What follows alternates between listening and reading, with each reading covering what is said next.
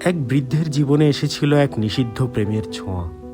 কিন্তু এই প্রেম কি সমাজের চোখে গ্রহণযোগ্য হবে, নাকি এই ভালোবাসা চিরতরে হারিয়ে যাবে অন্ধকারে? শুনুন আজকের গল্প, প্রেম ও নিষিদ্ধ সম্পর্ক, যা আপনার হৃদয়কে স্পর্শ করবেই। প্রেম ও নিষিদ্ধ সম্পর্ক।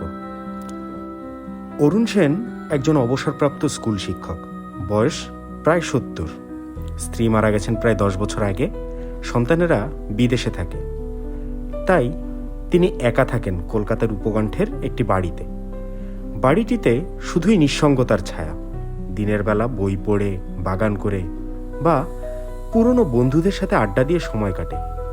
কিন্তু রাতগুলো হয় খুব লম্বা, খুব একাকী। একদিন এক প্রতিবেশীর পরামর্শে তিনি একজন গৃহকর্মী রাখার সিদ্ধান্ত নেন। এভাবেই মালতী আসে তার জীবনে। মালতীর বয়স ৪০-এর কোঠায়। সে একজন বিধবা, ২ সন্তানের জননী। তার হাসি উষ্ণ আর চলাফেরা এক ধরনের শান্ত ভাব।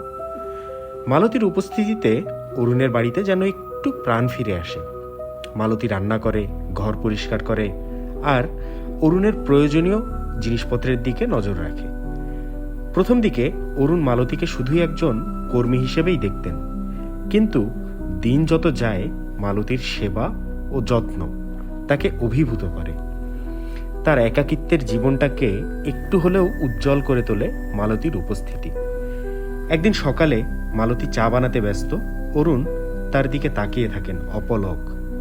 হঠাৎই তিনি লক্ষ্য করেন মালতীর হাসি, তার চলাফেরা, তার কথা বলার ভঙ্গি সবকিছুই তার মনে এক অদ্ভুত অনুভূতি জাগায়। তিনি নিজেই অবাক হন এই অনুভূতিতে। এত বছর পর বার্ধক্যের এই সময়ে তিনি একজন নারীর প্রতি আকর্ষণ অনুভব করছেন। অরুণ নিজেকে সংযত রাখার চেষ্টা করেন। তিনি ভাবেন এটা শুধুই একাকিত্বের ফল। কিন্তু দিনে দিনে তার এই অনুভূতি আরও গভীর হয়। মালতীর প্রতি তার আকর্ষণ বাড়তে থাকে। তিনি বুঝতে পারেন তার দেহ ও মন এখনো জীবন্ত, কিন্তু সমাজ, বয়স এবং মালতীর সামাজিক অবস্থান সবকিছুই তাকে এই অনুভূতি প্রকাশ করতে বাধা দেয়। একদিন রাতে অরুণ মালতীকে ডাকেন। তিনি তাকে বলতে চান তার মনের কথা, কিন্তু কথা বলতে গিয়ে তিনি থমকে যান। মালতী তার দিকে তাকিয়ে বলে, কিছু বলবেন বাবু? অরুণ একটু হেসে বলেন, না কিছু না, তুমি যাও, বিশ্রাম নাও। মালতী চলে যায়। অরুণ জানালার পাশে দাঁড়িয়ে রাতের আকাশের দিকে তাকান। তিনি ভাবেন, এই বয়সে এসেও মানুষের মন কেন এত অস্থির হয়। তিনি বুঝতে পারেন দাম্পত্য প্রেম, আকাঙ্ক্ষা, একাকিত্ব এগুলো কেন বয়সের গণ্ডিতে আবদ্ধ নয়।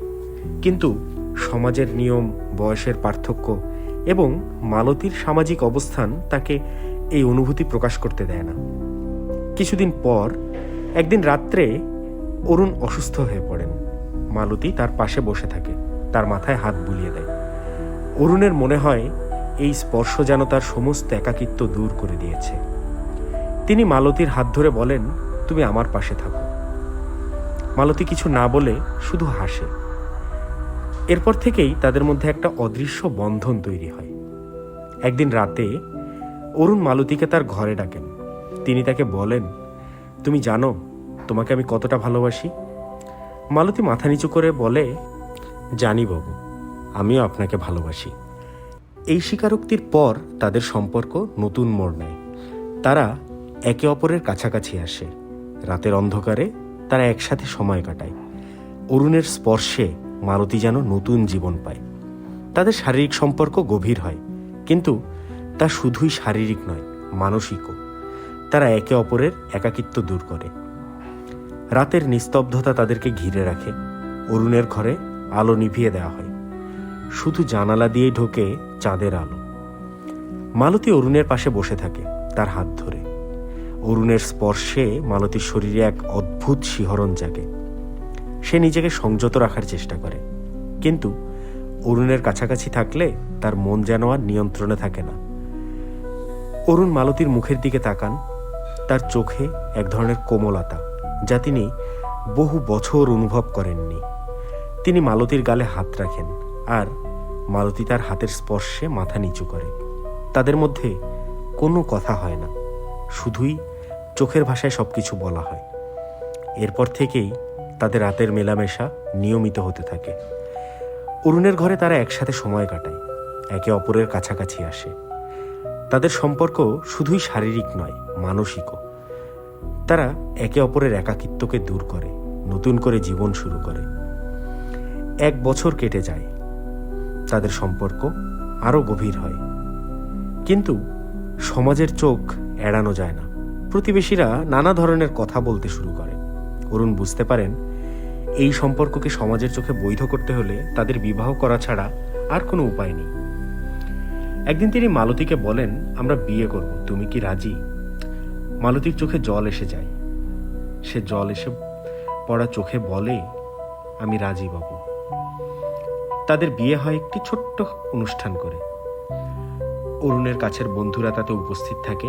অরুণ ও মালতী নতুন করে জীবন শুরু করেন। তাদের ভালোবাসা যেন বার্ধক্যের একাকিত্বকে জয় করে নতুন আলো নিয়ে আসে। এক সময় অরুণ তার ডায়েরিতে লেখেন, মানুষের মন কখনো বুড়ো হয় না।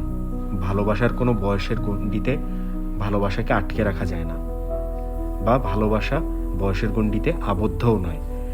আমরা দুইজনেই একা ছিলাম, কিন্তু এখন আমরা একসাথে। এই ছোট গল্পটি ভালো লেগে থাকলে শ্রোতাদেরকে অনুরোধ করব, আমার চ্যানেলটি সাবস্ক্রাইব করুন এবং পাশে থাকা বেল আইকনটি ক্লিক করে পরবর্তী নোটিফিকেশনের জন্য আপনারা অপেক্ষা করুন। আমি চেষ্টা করব প্রতি সপ্তাহে আপনাদেরকে একটি করে নতুন গল্প দেওয়ার। ধন্যবাদ সবাইকে।